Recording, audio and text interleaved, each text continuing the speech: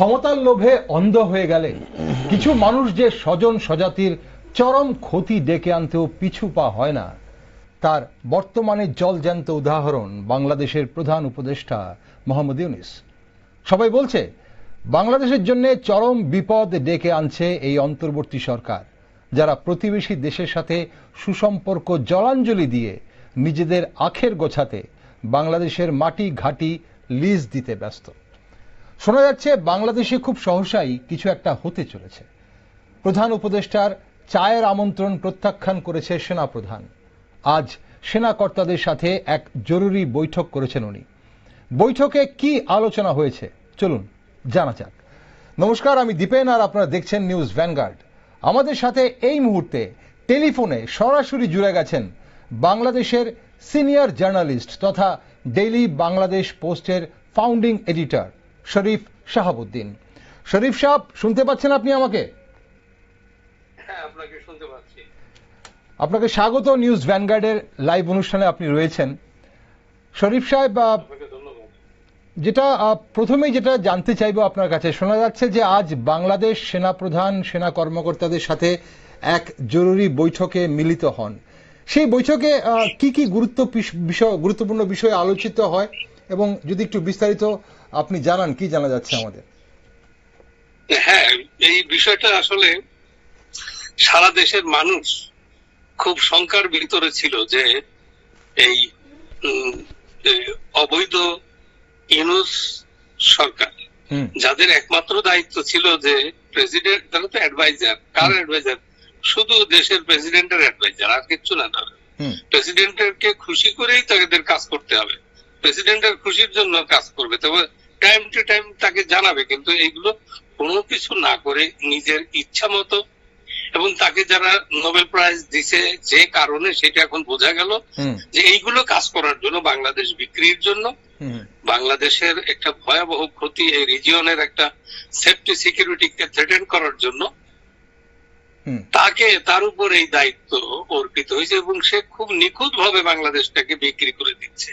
এবং এমন অবস্থা করছে, বাংলাদেশ পোর্ট, চিটাগং পোর্টের যে টার্মিনালটা সবচেয়ে বেশি প্রফিটেবল, যেটা প্রায় 7,000 কোটি টাকা দিয়ে ইয়ে করছে, সেইটাকে আবার উনি আর একটা কোম্পানির কাছে দিচ্ছে। যে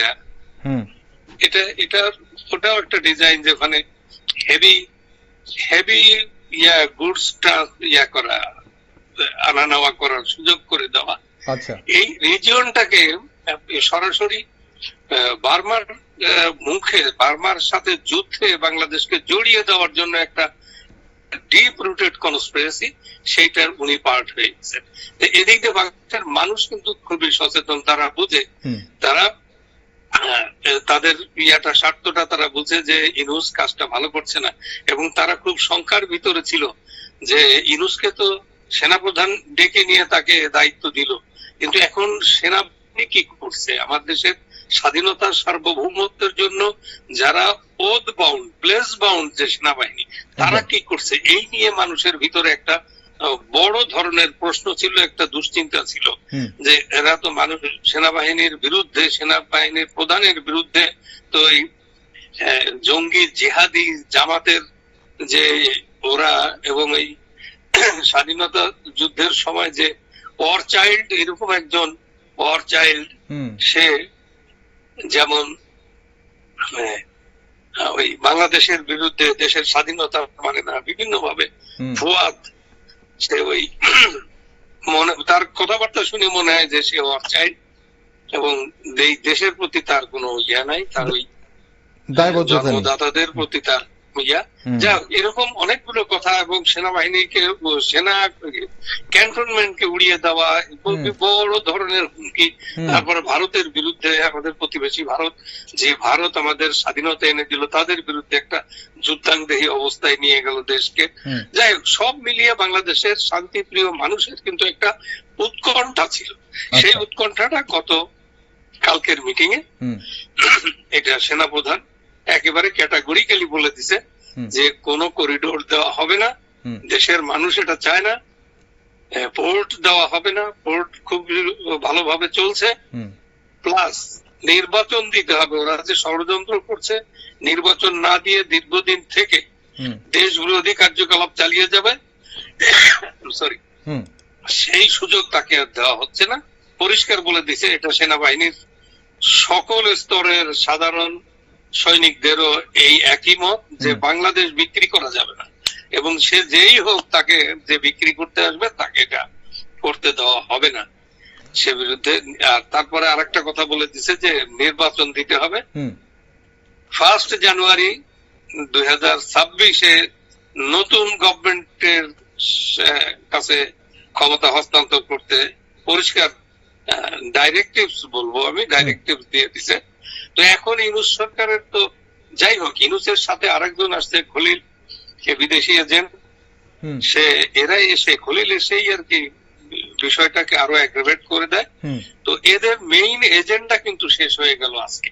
আচ্ছা, এখন এদের কিন্তু আর দরকার নেই, ইউনূসেরও দরকার নেই, ইউনূসের সাঙ্গপাঙ্গদেরকেও আর দরকার নেই।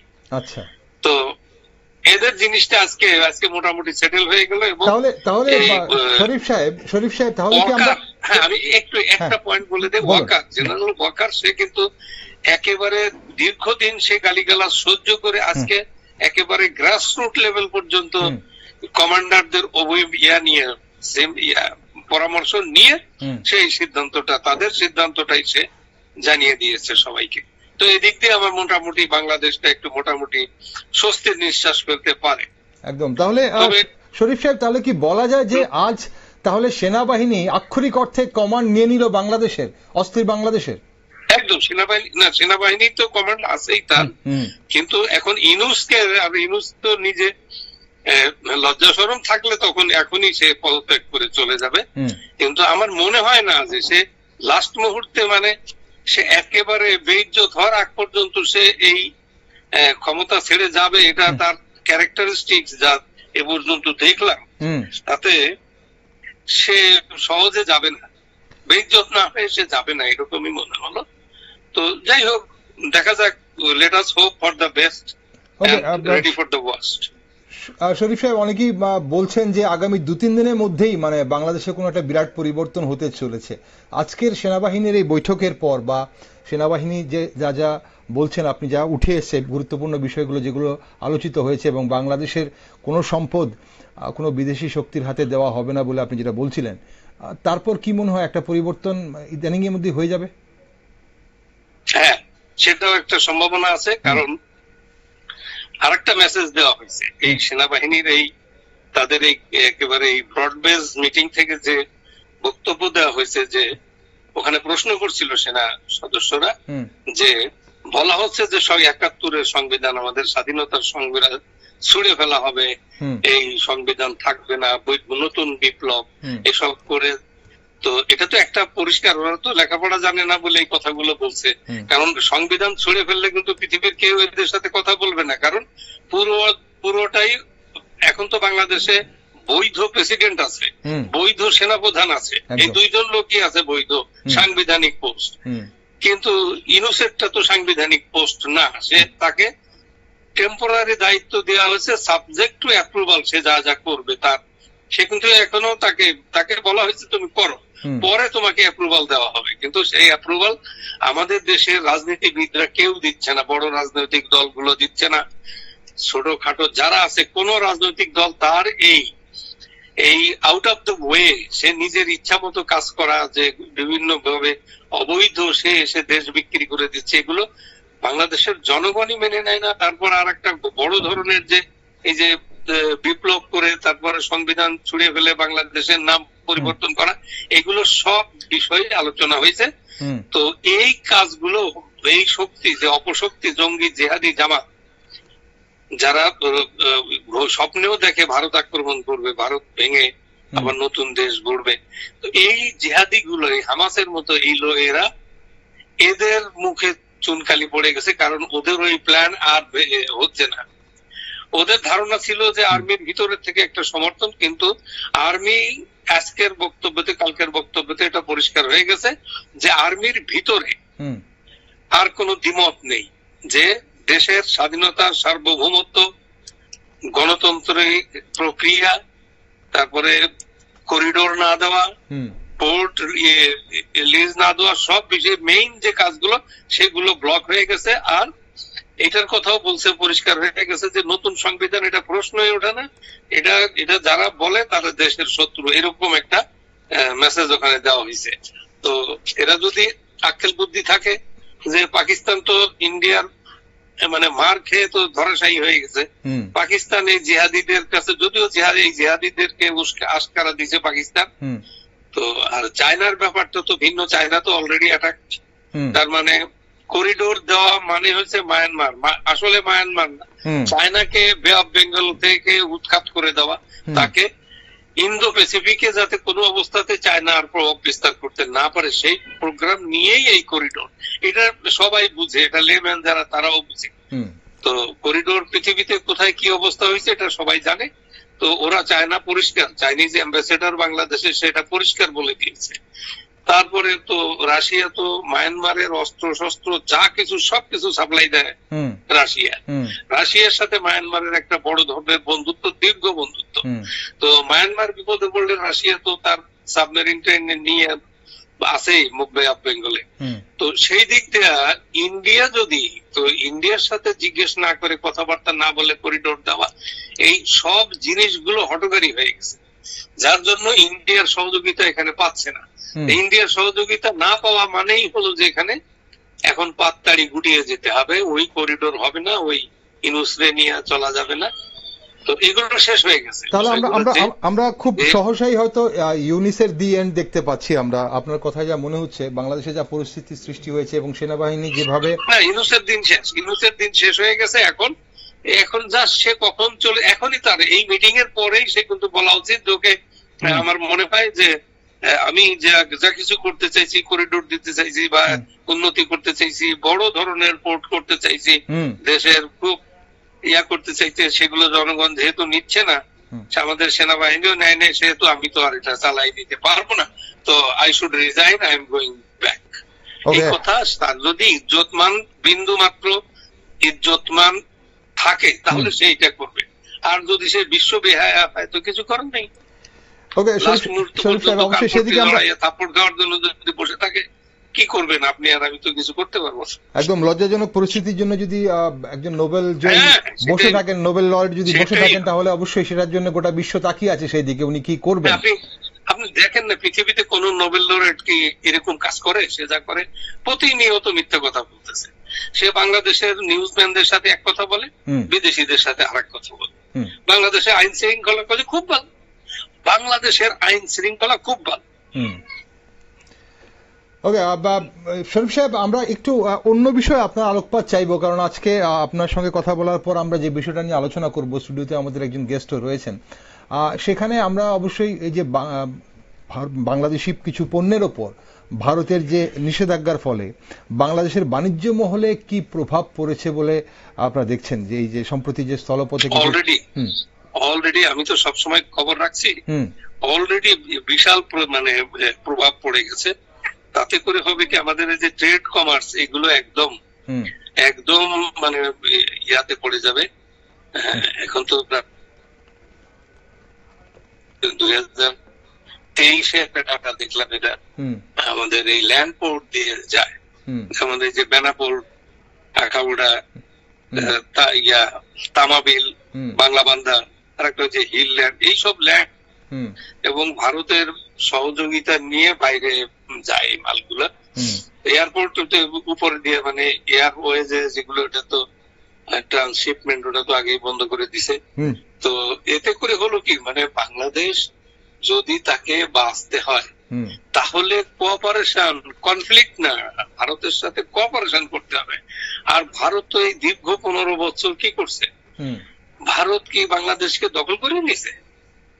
ভারত তো কিছুই করে না সহযোগিতা ছাড়া। আমরা তো আগে দেখতাম যে ভারত খালি একচেটিয়া করিডোর নিচ্ছে, ট্রান্সশিপমেন্ট নিচ্ছে, অনেক কিছু নিচ্ছে, কিন্তু এখন দেখলাম যে ভারত যখনই ট্রান্সশিপমেন্ট বন্ধ করে দিছে, প্লেনে আমাদের ইয়াটা যাচ্ছে না, তখনই কত দেখলাম যে একদিনে কত মানে হাজার হাজার কোটি টাকার মাল এক্সপোর্ট বন্ধ হয়ে গেছে। তো এখন আর কোন মুখে কথা বলে না। যাই হোক, এই অবরোধের কারণে, এই ব্যান্ড করার কারণে বাংলাদেশের ইকোনমিতে ভয়াবহ একটা ধস নেমে আসবে, অনেক কোম্পানি বন্ধ হয়ে যাবে, কারখানা বন্ধ হয়ে যাবে, মানুষ মানে বিপদে পড়বে এবং সার্বিকভাবে ইকোনমি একেবারে টোটাল ইকোনমি তো একেবারে কলাপস করে যাবে, একটা দুর্ভিক্ষ দেখা দিতে পারে আপনার বিভিন্ন সেক্টর। এটার ইফেক্ট কিন্তু একটা জায়গায় সীমাবদ্ধ থাকে না, এটার চেইন অফ ইফেক্ট আছে। ইন্ডাস্ট্রির সঙ্গে জড়িত যারা আছে, ব্যাংক, ইন্স্যুরেন্স, আইটি, লজিস্টিক, সবার উপরই প্রভাব পড়ার কথা, সবটার উপরে প্রভাব পড়বে। ওকে, শরীফ সাহেব অসংখ্য ধন্যবাদ আপনাকে। আচ্ছা, আমরা আপনার কাছ থেকে গুরুত্বপূর্ণ কিছু তথ্য তো পেলাম, তবে অবশ্যই আপনার সঙ্গে আমরা খুব সম্প্রতি আবারও যোগাযোগ করব, বাংলাদেশের পরিস্থিতি নিয়ে আমরা বিস্তারিত আলোচনা করব আপনার সঙ্গে। আজকের জন্য অসংখ্য ধন্যবাদ। ভালো থাকবেন। ধন্যবাদ। আপনার দর্শকদের, শ্রোতাদের শুভেচ্ছা। ধন্যবাদ আপনাকে। দর্শক বন্ধুরা, আমরা অবশ্যই আলোচনা করছিলাম শরীফ শাহাবুদ্দিন ঢাকা থেকে সরাসরি ছিল আমাদের সঙ্গে আজ এই মুহূর্তে। বাংলাদেশে যেই পরিস্থিতি তৈরি হয়েছে, সেনাবাহিনী আজ যে জরুরি বৈঠক করেছে, সেনাপ্রধান আজ সেনা কর্মকর্তাদের সাথে জরুরি বৈঠক করে স্পষ্ট জানিয়ে দিয়েছেন ইউনিসের ব্যাপারে যা যা বলার, এবং সেই তথ্যই আপনাদের শরীফ শাহাবুদ্দিন উনি কিন্তু জানিয়েছেন আপনাদের। কথায় বলে যে ঠেলায় না পড়লে বিড়াল গাছে ওঠে না। আসলে গত 10 মাসে বাংলাদেশ স্থলপথ দিয়ে ভারত থেকে 3.5 লাখ টন পণ্য আমদানি করেছে। ভারত থেকে পণ্য আমদানির জন্য স্থলবন্দর ব্যবহার বাংলাদেশের বাণিজ্যের জন্য খুবই গুরুত্বপূর্ণ, কারণ সমুদ্রপথ ব্যবহার করে ব্যবসা করা ব্যয়বহুল। আর এই কথা আমরা নয়, বলছেন বাংলাদেশের বাণিজ্য সচিব মাহবুবুর রহমান। তিনি আরো বলেন, স্থলবন্দর দিয়ে কিছু বাংলাদেশে পণ্য আমদানির উপর ভারত সরকারের সাম্প্রতিক নিষেধাজ্ঞার পর বাংলাদেশ কোনো পাল্টা পদক্ষেপ নেবে না। বাংলাদেশ সরকারের প্রচেষ্টা থাকবে যাতে আরো কোনো উত্তেজনা না বাড়ে। একসঙ্গে বসে একটি সমাধান খুঁজে বের করার চেষ্টা করবে বলে জানিয়েছে বাংলাদেশের বাণিজ্য সচিব।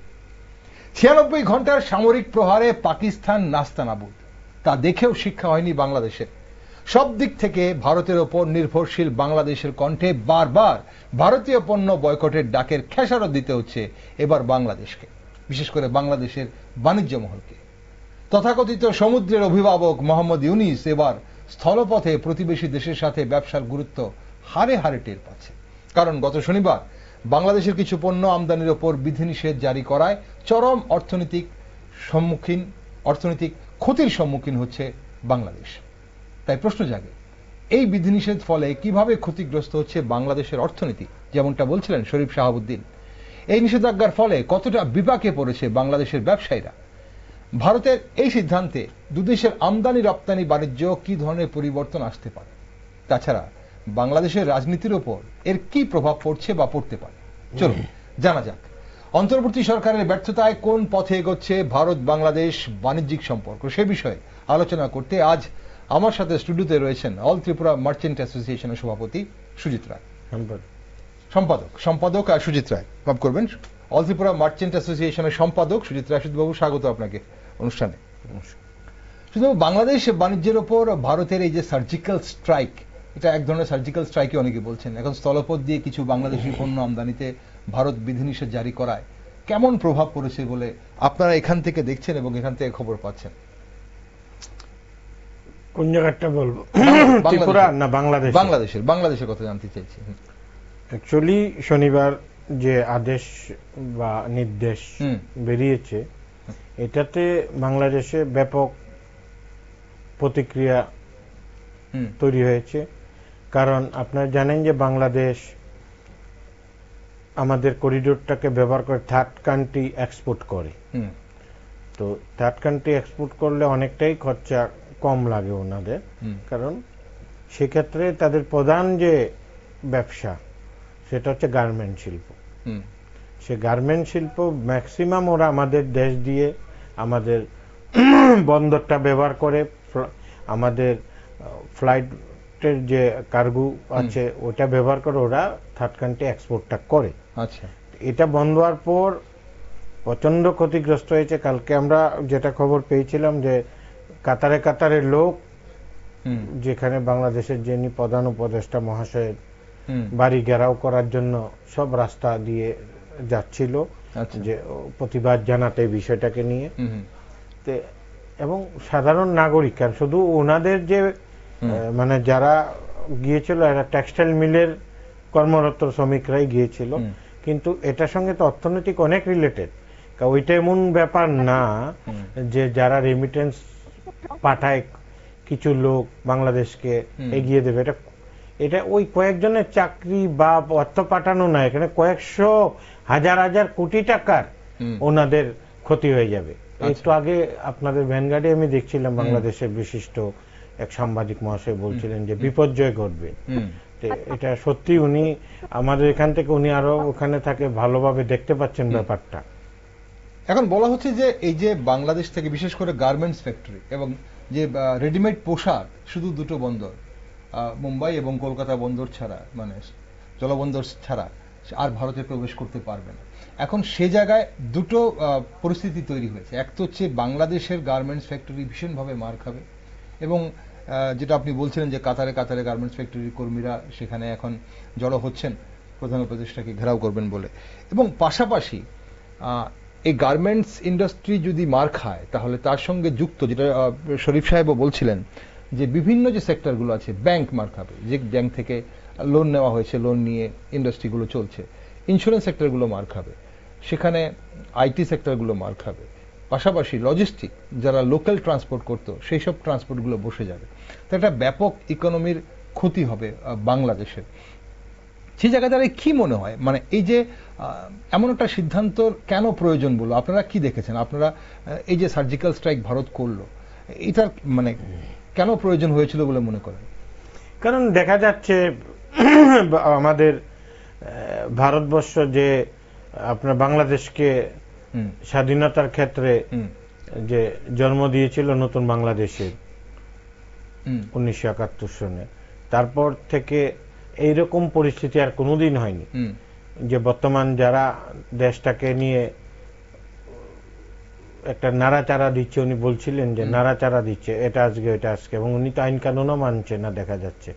ওনাকে যেখানে রাষ্ট্রপতি আছে ওনার কনসেন্ট নিয়ে কাজ করতে হবে, কোনো কিছু ওনারা মানছেন না যতটুকু বুঝতে পারলাম ওনার আলোচনা।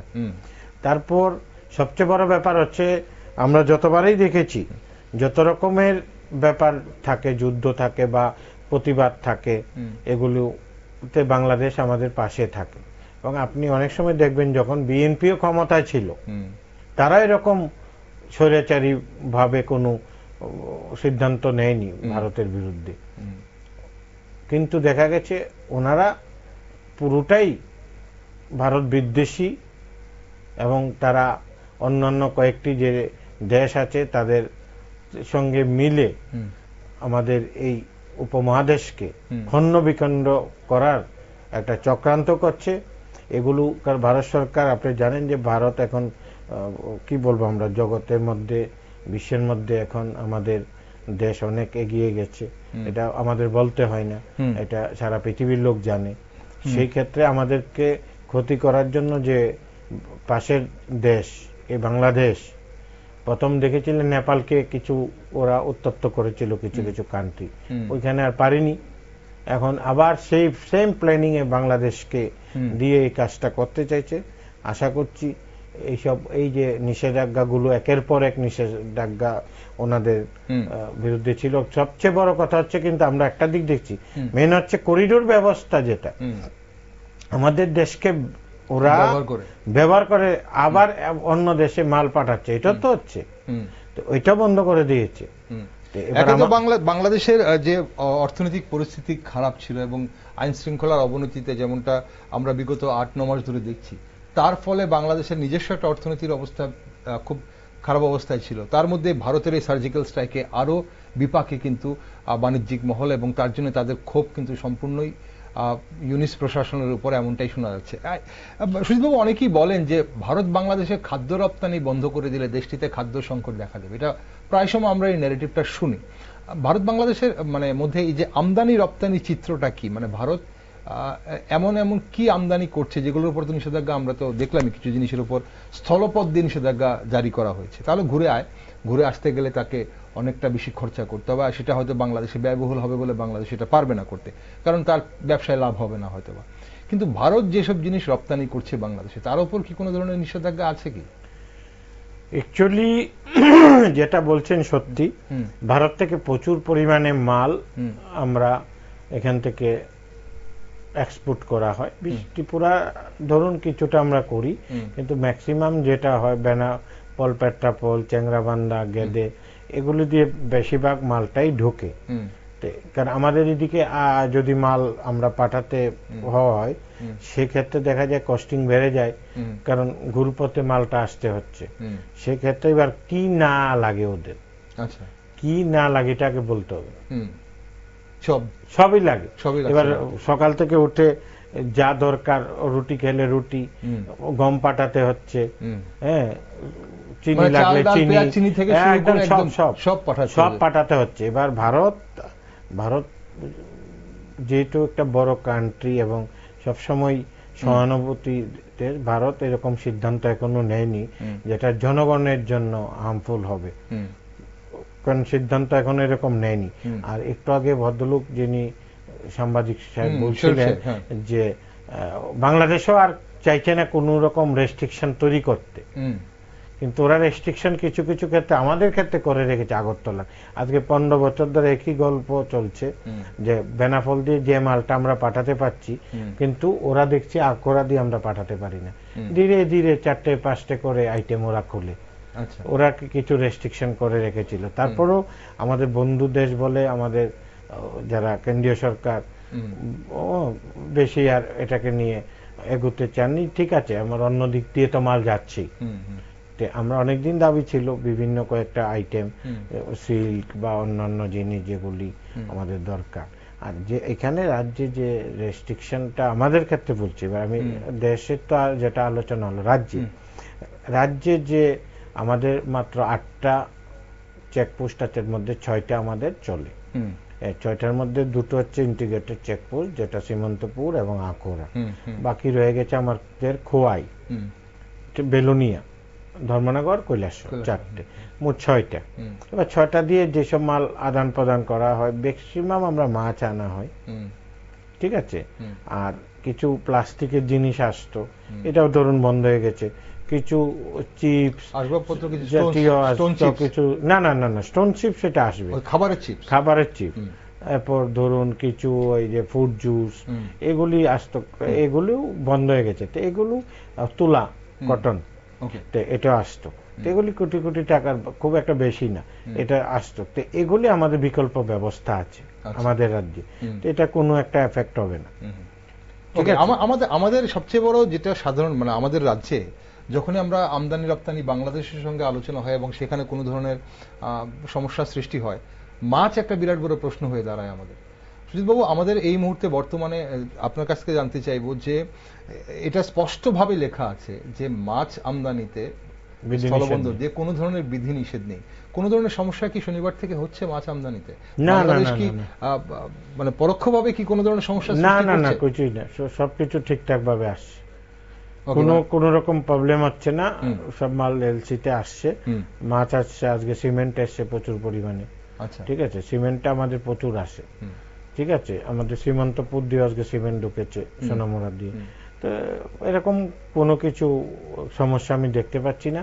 আর যে 4-5-6টা আইটেম এখানে রেস্ট্রিকশন করে দিয়েছে, এগুলি বাদে সব মালই তো আসবে, কোনো অসুবিধা নেই। ওকে, এখন অনেকেই বলছেন যে অনেক ব্যবসায়িক প্রতিষ্ঠান ভারতের সঙ্গে অগ্রিম পরিশোধ পদ্ধতির মাধ্যমে বাণিজ্য করছে, মানে অ্যাডভান্স যেটা করছে।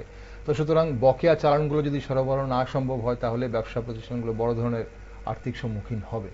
তো সেই জায়গাটায় কি কোনো ধরনের সমস্যা হচ্ছে, বা সেই জায়গাটাকে আপনারা আলোচনার মাধ্যমে, আপনারা কিছুদিন আগে খুব সম্ভবত পরশুদিন একটা সভাতেও আপনারা অ্যাটেন্ড করেছেন, তো সেখানে কি ধরনের আলোচনা হয়েছে? সেটাই আলোচনা হয়েছে, যেটা আমাদের সরকার, ভারত সরকারের সিদ্ধান্ত মোতাবেক আমাদের শিল্প বাণিজ্য দপ্তর একটা মিটিং করেছিল আকরা স্থলবন্দরে। ওখানে কাস্টমস, বিএসএফ, অন্যান্য ল্যান্ড পোর্ট অথরিটির আধিকারিকরা ছিলেন, আমাদের এক্সপোর্ট ইম্পোর্টাররা ছিলেন, আমাদের India Bangladesh chambers of commerce ইন্ডাস্ট্রির প্রতিনিধিরা ছিলেন, ত্রিপুরা মার্চেন্ট অ্যাসোসিয়েশনের প্রতিনিধি। সেখানে একটা কথাই বলা হয়েছে যে ভারত সরকার যে সিদ্ধান্ত নেবে এটা অক্ষরে অক্ষরে আমরা পালন করব, আগে দেশ তারপরে ব্যবসা। এরপর যেটা আপনি বলছেন, যেটা আমাদের এলসি অনেক পাঠানো আছে, আমাদের এক্সপোর্ট ইম্পোর্টাররা শুধু একটা নিয়ে কাজ করে না, একটা না হলে আরেকটা মাল আমরা পরবর্তী সময়, এটা তো আর পার্মানেন্ট সিদ্ধান্ত না। ওকে। আর যাদের সঙ্গে সম্পর্ক, ব্যবসায়ী সম্পর্ক, এটা একদিনেরও না। না, এখন সেটাই, কারণ আমরা একটা জিনিস জানতে চাইছি আপনার কাছে, যখন দুদেশের সম্পর্কের মধ্যে এরকম একটা টানাপোড়েন চলছে, আমরা আমাদের আরেক প্রতিবেশী পাকিস্তানের সঙ্গে যা হয়েছে, 96 ঘন্টায় পাকিস্তান বুঝে গেছে ভারত কি জিনিস, বর্তমান ভারত কি জিনিস, 2025 সালের ভারত। এবং ভারতের বার্তা স্পষ্ট ছিল যে কোনো ধরনের টেররিস্ট অ্যাক্টিভিটি ভারত এখন সহ্য করবে না, India will be not taken as granted. এখন কথা হচ্ছে যে বাংলাদেশের সাথে বাংলাদেশের ভারতের যে সামাজিক যে একটা বন্ধন, তার মধ্যেও আমরা দেখেছি কিছুটা একটা ফাটল তো ধরেছে। সামাজিক মাধ্যম খুললে পরে একে অপরের বিরুদ্ধে কুৎসা বা এই ধরনের উচ্চবাচ্য চলছে। বাণিজ্যিক মহল কেমন আছে, মানে এই পরিস্থিতির মধ্যে ভারতের বাণিজ্যিক মহলের সাথে বাংলাদেশের বাণিজ্যিক মহলের লেনদেন বা তাদের মধ্যে সম্পর্কটা কেমন আছে? সেটা বলতে গেলে এই যে টানাপোড়েন চলছে দুই দেশের মধ্যে, বাণিজ্যিক মহলের, ধরুন আপনি যদি পরিসংখ্যান দেখেন, গত এক বছরই তো হলো, কারণ 9 মাস চলছে, 9 মাস, কারণ 5 আগস্টের পর থেকে যেদিন এই হয়েছিল সেদিন যে যিনি বর্তমান দায়িত্ব নিলেন ভদ্রলোক মোহাম্মদ ইউনূস, উনি প্যারিসে ছিলেন, আমিও তখন প্যারিস অলিম্পিকে ছিলাম, তো উনিও প্যারিস অলিম্পিকের একটা বিশেষ দায়িত্ব নিয়ে ওখানে কাজ করছিল। তো উনি যখন এই দায়িত্ব নিলেন, তারপর থেকে ব্যবসায়ীদের ক্ষেত্রে যে আপনার এই বলছেন যে কোনো বাটা পড়েছে কিনা ব্যবসায়ী, আমরা যতটুক আমাদের স্টেটের দিকে আমি বলতে পারি, প্রথম দিকে একটু একটু হয়েছিল, কিন্তু পরিসংখ্যানে অ্যাভারেজ 10% বা 15% ব্যবসা কম হতে পারে, তার বেশি কিছু না। ব্যবসাতে কোনো টানাপোড়েন হয়নি আমাদের মধ্যে, কারণ এর সাময়িক কয়েকদিন একটু 2-4 দিন একটু অসুবিধা হয়েছিল। তারপর এই ক্ষেত্রে বাংলাদেশ জানে যে ইন্ডিয়ার সঙ্গে ব্যবসা বন্ধ হল, আপনি বলুন যতগুলো সিদ্ধান্ত ওরা বারবার অনেক রকম চেঁচামেচি করছিল, ভারত বিদ্বেষী করছিল, আপনি বলুন তো কালকে শনিবার মধ্যরাত্রি এটা করার পর আজকে অব্দি দেখুন তো ওদের আওয়াজটা কেমন, আপনি ফেসবুক দেখুন, এই দেখুন, অনেকটা সুনরম হয়ে গেছে, অনেক সুনরম হয়ে গেছে। এবং তাদের বাণিজ্য সচিব তো বললেনই যে এটা তো ভারত সরকারের কি বলবো একটা নমুনা ট্রেইলার। আরো যদি কিছু সিদ্ধান্ত নেই, ভারত সরকার বসে নেই যে ওদের করিডোর ব্যবস্থা করবে। আজকে দেখতে পেয়েছি যে মায়ানমার না কোন দিকে একটা পোর্টকে ব্যবহার করে, চট্টগ্রাম বন্দরকে, চট্টগ্রাম লিজ দেওয়ার, না সেটা হিউম্যানিটারিয়ান করিডোর, মানবিক করিডোরের কথা বলা হয়েছে না। আরেকটা মায়ানমারের সঙ্গে কোন আপনার একটা পোর্টের ব্যবস্থা, ভারতের সিত্তেবে পোর্ট, হ্যাঁ, সেখানে ভারত বাংলাদেশকে বাইপাস করে অনেক চিন্তা ভাবনা করে ফেলছে ভারত। তো এটার জন্য ভারতের একটা সফট কর্নার আছে বাংলাদেশের প্রতি, সেটা যদি ওরা না বুঝতে পারে ওদের মনে ভীষণ ক্ষতি হবে। ওকে, অনুষ্ঠানের সময় ফুরিয়ে যাচ্ছে। সুদীপবাবু, একটা শেষ জায়গায় আপনার থেকে একটু জানতে চাইবো এই মুহূর্তে, যে ভারত বাংলাদেশ অনেক সুবিধা দিয়ে আসছিল এতদিন ধরে, এবং যার মধ্যে অন্যতম হচ্ছে 2011 সাল থেকে বাংলাদেশের সার্কের দক্ষিণ এশিয়া মুক্ত বাণিজ্য চুক্তির অধীনে শুল্কমুক্ত সুবিধা উপভোগ করে আসছিল বাংলাদেশ। ভারত আগামী দিনে সেই শুল্কমুক্ত সুবিধা দেবে কিনা, এটা একটা প্রশ্ন। আর দ্বিতীয় প্রশ্ন হচ্ছে, কারণ এই যে ভারত যে কিছু বিধিনিষেধ জারি করেছে, বলা হচ্ছে যে ভারতের যারা বস্ত্র শিল্প, বাংলাদেশের বস্ত্র মানে রেডিমেড গার্মেন্টস যদি এভাবে না আসে, তাহলে প্রায় 1000 কোটি টাকার উপর লাভবান হবে ভারতের বস্ত্র শিল্পরা। তো তার জন্য এই যে সুযোগগুলো বাংলাদেশকে আগামী দিনে ভারত দেবে কিনা যদি পরিস্থিতি না পরিবর্তন হয়? আমার তো মনে হয় এগুলি দেবে না। সবচেয়ে বড় বিষয় আমরা একটা দিক শুধু দেখছি, আর একটা দিক হচ্ছে হেলথ সেক্টর। বাংলাদেশের 70% লোক ইন্ডিয়ার উপর, হেলথ সেক্টরের উপর ওরা ডিপেন্ডেবল। ওদের পক্ষে সবার পক্ষে সম্ভব না সিঙ্গাপুর যে চিকিৎসা করানোটা, বহুত ব্যয়বহুল, ভৌগোলিক অবস্থানও ওটা আলাদা।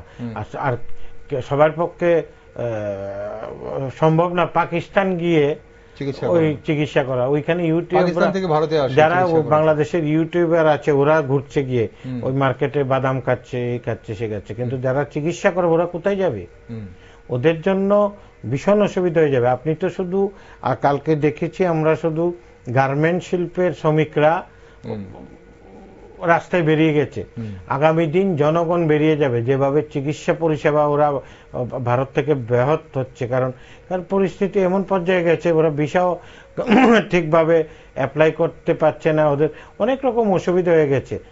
আজকে দেখতে পেয়েছি প্রচুর অনুপ্রবেশকারী আমাদের দেশে আছে। আজকে গুজরাটে তো ঘুরিয়ে দিয়েছে, যেটা বাংলাদেশ নামক, যেটা আমাদের একটা গুজরাটে বাংলাদেশ নামক একটা বস্তির মতোই বলুন বা একটা কি বলবো, এটা সেক্টর বলুন, ওইটাকে আজকে ঘুরিয়ে দিয়েছে গুজরাট সরকার, যে এরকম অনুপ্রবেশকারী এখানে রাখা যাবে না। যাই হোক, আমরা চাই এবার মানবিকতার খাতিরে আমরা বাঙালি, বাংলাদেশ আমাদের একদম পাশের দেশ, পাশের ভাই ওরা থাকে, আমরা ভাবি একটা ভালো সম্পর্ক, এই সম্পর্ক যাতে তাড়াতাড়ি, যত সম্ভব তাড়াতাড়ি আবার দুই দেশের মধ্যে সম্পর্ক, সুসম্পর্ক তৈরি হয়। আর এখানে বিশ্ব নেতা আমাদের মাননীয় প্রধানমন্ত্রীজি তো বসেই আছেন, আমরা আশা করি এই যে দুঃসময় কেটে যাবে, দুই দেশেরই ভালো হবে। অসংখ্য ধন্যবাদ সুজিত বাবুর সঙ্গে থাকার জন্য। আজকে অনুষ্ঠানের সময় ফুরিয়ে গেছে, ধন্যবাদ আপনাকে সঙ্গে থাকার জন্য। দর্শক বন্ধুরা, চলতি বছরের 13ই এপ্রিল বাংলাদেশ 4টি স্থলবন্দর দিয়ে ভারত থেকে সুতা আমদানি বন্ধ করার সিদ্ধান্ত জানানোর পর ভারত সরকার বাংলাদেশি রেডিমেড গার্মেন্টস পণ্যের ওপর ট্রান্সশিপমেন্ট সুবিধা স্থগিত করে। এরপর গত 17ই মে ভারত স্থলবন্দর দিয়ে বাংলাদেশ থেকে পোশাক, কৃষি প্রক্রিয়াজাত খাদ্য, আসবাবপত্র এবং অন্যান্য পণ্য আমদানিতে নিষেধাজ্ঞা আরোপ করে। 1971 সালের যুদ্ধে পাকিস্তানি সেনাকে বিধ্বস্ত করে বাংলাদেশকে শুধু স্বাধীন করাই নয়, চিরদিন একজন সুপ্রতিবেশী হিসেবে বাংলাদেশের সুখ দুঃখে পাশে দাঁড়িয়েছে ভারত। কিন্তু বর্তমানে মোহাম্মদ ইউনূস ও তার অনুগামীরা ভারত বিরোধী জিগির গোটা বিশ্বকে অবাক করছে। তবে নতুন ভারত আর যাই কিছুই হোক, ভারত বিরোধী কোনো কার্যকলাপ মেনে নেবে না। সন্ত্রাসবাদী হোক কিংবা প্রতিবেশী, ভারতের দিকে কুনজর দিলে তার যোগ্য শিক্ষা ভারত তার নিজের মতো করে দেবে, এই বার্তা স্পষ্ট। তাই আগামী দিনে বাংলাদেশের পরিস্থিতি কি হয় সেদিকে নজর রাখছি আমরা। আর আপনারা সব খবরের জন্য চোখ রাখুন শুধুমাত্র নিউজ ভ্যানগার্ডে।